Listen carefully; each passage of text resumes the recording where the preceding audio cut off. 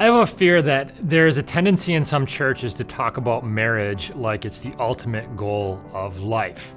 And some of the prophets that are most emphatically proclaiming that message are none other than your own moms and dads, who every time you talk with them on the phone, it seems like it devolves into a relationship status update. Some of you have been battling a stigma of singleness for years now. But American attitudes about marriage are changing.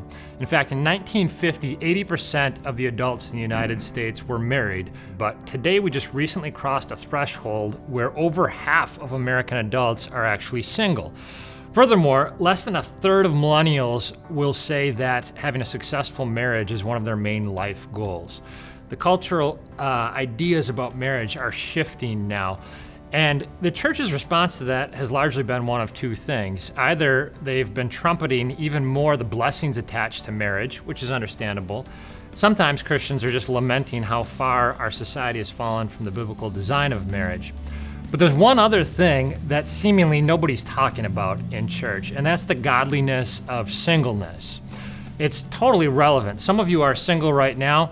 Many of us will be single for long stretches in our adult life, either the time before we get married or the time after a spouse passes away.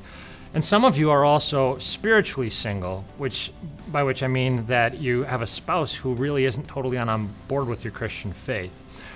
Point being, it's a totally practical, relevant issue for all of us, and Christianity has some amazing things to say about single life. Here comes the Apostle Paul, who himself is single, and in 1 Corinthians 7 he says, "I wish that all of you were as I am," referring to his singleness. He says, "But each of you has your own gift from God. One has this and another has that." Paul refers to his singleness as a gift.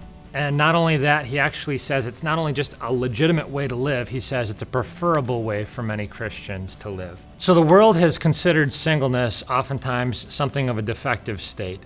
Don't listen to what a sinful, fallen world has to say. Don't even worry about what your parents have to say. This week, we're going to be talking about the amazing things that Christianity has to say about singleness, how Christianity has always radically empowered singles. Remember, Jesus himself was single. The Apostle Paul was single, and not only that, he called it a gift and said he preferred many Christians to live this way. The message of Christianity is always liberating. Jesus not only frees us from our sins, but he frees us from the false ideas of a fallen world that have enslaved us and make us feel bad when we shouldn't. Singleness is a gift, and this is good news that can radically liberate you. Please make sure to share this message, comment below, and we'll be sure to see you tomorrow.